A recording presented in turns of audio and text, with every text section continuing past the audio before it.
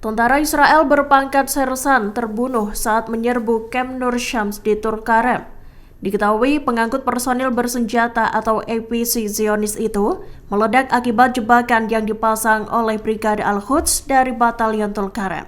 Diketahui alat peledak improvisasi atau IED digunakan dalam penyerangan yang terjadi pada 1 Juli 2024 itu.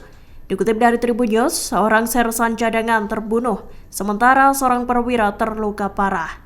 Dilaporkan IED yang digunakan Al-Quds itu berasal dari dalam negeri.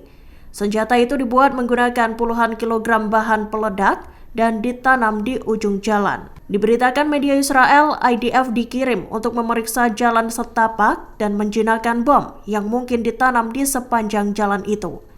Saat menyerbu Camp Nur Shams, IED itu pun meledak dan menyebabkan korban jiwa. Dalam video yang dibagikan Batalion Tulkarem, selesai ledakan itu, sejumlah pasukan IDF mencoba untuk mengevakuasi rekannya. Pembebasan Direktur Rumah Sakit Al-Shifa Gaza, Mohammed Abdusalmiah, dari penjara IDF menimbulkan ketegangan politik di Israel. Abu Salmiah dan 50 tahanan lainnya dibebaskan pada Senin, 1 Juli 2024. Diketahui Perdana Menteri Israel Benjamin Netanyahu ikut mengkritik pembebasan Direktur Rumah Sakit Al-Shifa itu. Menurutnya, hal tersebut merupakan kesalahan serius. Dikutip dari Kompas.com, Netanyahu mengaku telah memerintahkan Badan Intelijen Shin Bet untuk melakukan investigasi terhadap pembebasan Abu Salmiah. Hasil penyelidikan itu pun harus dilaporkan pada Selasa 2 Juli 2024. Bagi Netanyahu, pembebasan Abu Salmiah juga bentuk kegagalan moral.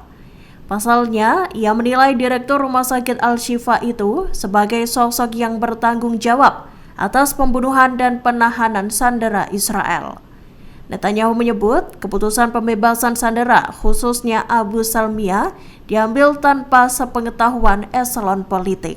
Sayap militan Hamas Brigade Al-Qassam dengan santai menunggu kehadiran pasukan Zionis.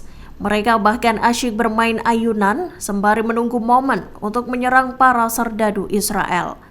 Dalam video yang dirilis pada Senin 1 Juli 2024, Al-Qassam menampilkan adegan penyerangan yang terjadi di lingkungan Sujaya. Seorang pejuang Al-Qassam melayangkan tembakan ke sebuah bangunan yang diduga menjadi tempat persembunyian IDF. Kemudian video itu menampilkan saat Al-Qassam memasang sebuah jebakan di jalan. Jebakan syawat itu pun meledak saat sebuah tank Zionis melintas tepat di atasnya. Sesaat setelah tank IDF menginjaknya, kobaran api tampak membakar tank dan tentara yang mengemudikannya. Dilaporkan, tentara tersebut tewas terbakar akibat bom tersebut. Pemukim Israel menyerang penduduk menggunakan gas air mata dan tongkat di Al-Khair, desa terpencil di tepi barat.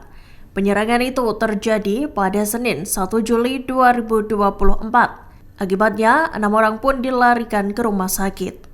Dikutip dari Tribun News, saat kejadian berlangsung, rupanya pasukan pertahanan Israel atau IDF ada yang berada di dekat lokasi.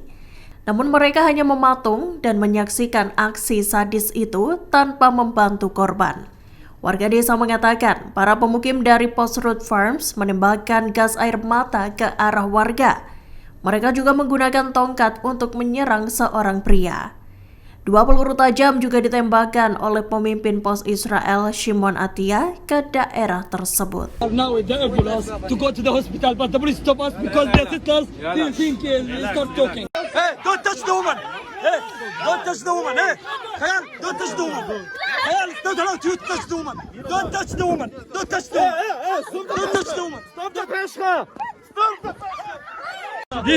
This is the settlers. This army just come to protect these settlers.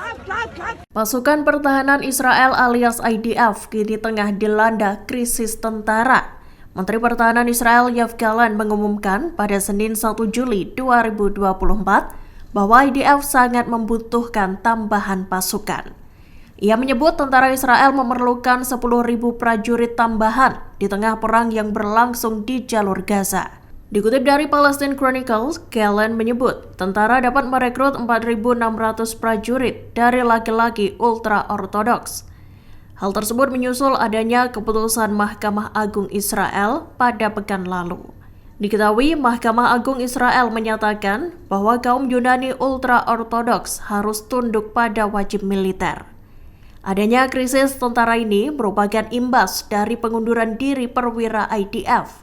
Sejak dimulainya perang pada Oktober 2023 lalu, sekira 900 perwira meminta peninjauan kembali pelepasan kontrak mereka. Kelompok Houthi Yaman mengklaim telah menyerang 4 kapal musuh. Diketahui kapal-kapal itu merupakan milik Israel, Amerika Serikat, dan Inggris. Juru bicara Houthi Brigadir Jenderal Yahya Saree merinci operasi tersebut pada Senin 1 Juli 2024. Dikutip dari Tribun News, serangan pertama dilakukan menggunakan sejumlah rudal jelajah dan menarget kapal MLC Unifix Israel. Kemudian serangan kedua menarget kapal tanker Amerika Serikat Delonix dengan rudal balistik dan jelajah. Adapun serangan ketiga menyasar kapal pengangkut tentara dan peralatan milik Inggris, Anvil Point di Samudra Hindia. Kapal Lucky Sailor menjadi target keempat Houthi Yaman. Operasi tersebut menjadi balasan atas serangan yang dilakukan Amerika Serikat dan Inggris terhadap Yaman. Houthi menyebut Israel, Amerika Serikat, dan Inggris sebagai trio jahat. Israel meminta 25 negara untuk menentang surat perintah penangkapan terhadap Perdana Menterinya Benjamin Netanyahu. 25 negara itu diminta untuk menentang surat perintah penangkapan yang dikeluarkan ICC. Tentu saja hal itu agar bisa mempengaruhi keputusan pengadilan. Tak hanya surat penangkapan Netanyahu, Israel juga mendesak negara-negara itu untuk menentang hal yang sama atas Menteri Keamanan Yoav Gallant. Dikutip dari Tribun News, Menteri Luar Negeri Israel, Israel Katz sendiri yang turun tangan. Ia mengirim surat pada 25 Menteri Luar Negeri di seluruh dunia. Surat itu berisi permintaan agar 25 negara itu bergabung dengan Inggris dalam mengajukan pendapat hukum ke ICC. Pejabat senior Israel mengatakan, jika beberapa negara itu menyatakan pendapatnya, hakim mungkin tak akan menanggapi tuntutan itu. Pasukan Israel mundur dari Tulkarem setelah menghabisi nyawa seorang wanita dan anak-anak.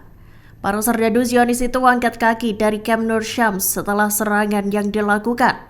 Diketahui drone Israel menarget pintu masuk kamp pengungsi Tulkarem dan menewaskan seorang anak serta seorang wanita. 4 orang lainnya juga dikabarkan mengalami luka-luka. Dikutip dari Tribun News, serangan itu terjadi saat pasukan Israel menarik diri dari kamp tersebut. Dikabarkan IDF juga melepaskan tembakan secara acak. Perlawanan Palestina pun menanggapi serangan pasukan Israel itu dengan sengit. Brigade Martir Al-Aqsa meledakkan beberapa alat peledak yang menarget kendaraan serta pasukan Zionis. Serangan itu pun menimbulkan banyak korban jiwa di pihak Israel. Sementara itu, Brigade Al-Quds Batalion Tulkarem juga melayangkan tembakan keras dan alat peledak. Download Tribun X sekarang, menghadirkan lokal menjadi Indonesia.